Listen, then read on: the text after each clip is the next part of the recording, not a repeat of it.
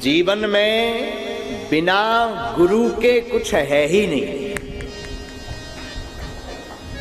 और जो अपने आप को मान लेता है कि हम ही गुरु हैं, तो उसको समझो लंका ढहने वाली, आग छुबने वाली। हाँ, ये गांठ बांध लीजिएगा। जो अपने आप को, अच्छा आजकल बड़ी बात यह है, गुरुजी को तो सब मानते, पर गुरुजी की कोई नहीं मानता। माता पिता को सब मानते हैं, पर माता पिता की कोई नहीं मानता। एकनाथ जी को, तुकाराम जी को, नामदेव जी को, गजानन महाराज, इसी महाराष्ट्र के हुए ना गजानन महाराज, अद्भुत महात्मा हुए। हाँ? गजानन महाराज, इन महापुरुषों को सब मानते, पर इनकी कोई नहीं मानता। ये बड़ी आफत है। और हम यही प्रार्थना करेंगे, भाई एक बात गांठ बांध लीजिए, कथा को केवल सुनिए मत कि बागेश्वर वाले महाराज जी आए तो अब 3 घंटा चल देते हैं, क्या दिक्कत है, महाराज जी चमत्कार दिखा देंगे, कुछ ना कुछ बढ़िया हो जाएगा। इस चक्कर में कथा में मत बैठिएगा। इस चक्कर में बैठिए कि हम विट्ठल भगवान के हो जाएं और विट्ठल नाथ हमारे हो जाएं, हम बालाजी के हो जाएं, बालाजी हमारे हो जाएं, हम ठाकुर जी के हो जाएं, ठाकुर जी हमारे हो जाएं। इस भाव से विराजिए साधु। आप इस भाव से विराजेंगे, ये हमारी खुद का निजी अनुभव है। और हमारी आपसे प्रार्थना है कि आप देखेंगे आपको हर पल आनंद आने लगेगा,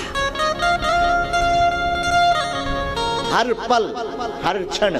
वो जो खुमारी होती ना, खुमारी जिसे कहते हैं मस्ती छाना,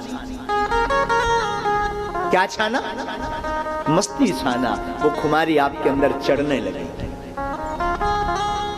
लेकिन कब, जब आप भगवत चर्चा को श्रवण करेंगे। देखिए एक बात और गांठ बांधिए, कथा को केवल सुनने के लिए मत बैठिएगा हो, सुनने के साथ साथ जीवन में उतारने के लिए बैठिएगा। दवाई डॉक्टर आपको दे दे और लिख दे, ये दवाई खाना है, आपका रोग ठीक हो जाएगा।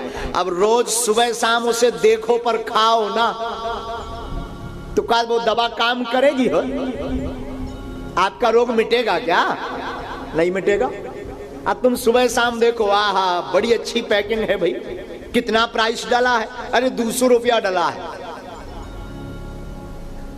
आप कितना भी खूब देखते रहो, 24 घंटा देखते रहो, पर क्या वो असर करेगी? आपका रोग मिटाएगी? हाँ जी या ना जी?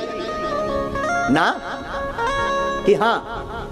आपका रोग मिटाएगी नहीं। रोग तभी मिटेगा जब आप दवा को खाएंगे। उसी प्रकार उन महापुरुषों ने आपको राम नाम की औषधि भागवत कथा के रूप में, रामचरितमानस के रूप में बना करके दे दी।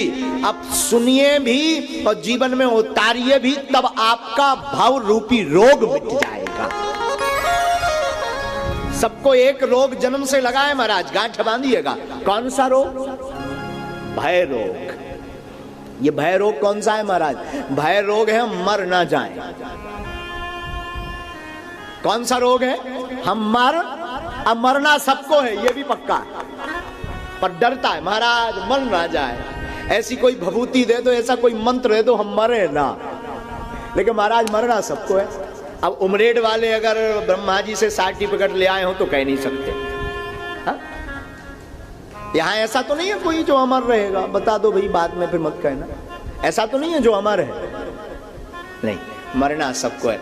आया है सो जाएगा, राजा रंग फकीर, कोई सिंहासन चढ़ा, कोई बंधा जंजीर।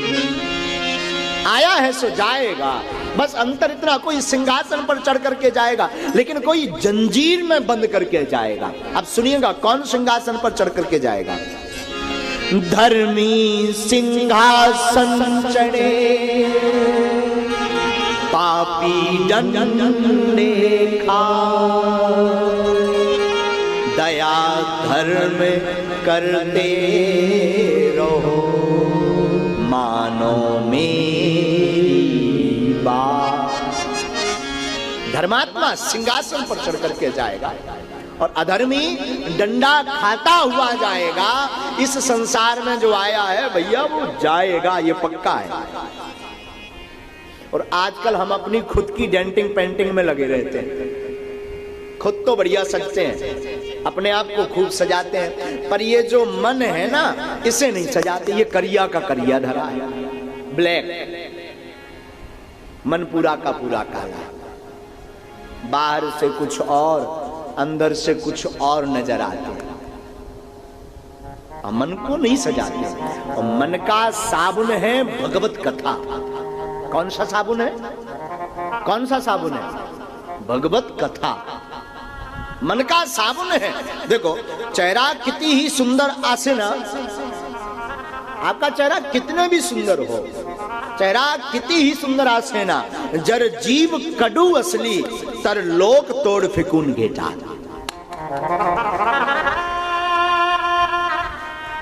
आपका चेहरा कितना भी सुंदर हो, पर अगर जीव में विठ्ठल नाम नहीं है, जीव में आपके गोविंद नाम नहीं है, तो साहब तरलोक तोड़ फिकून घेटा।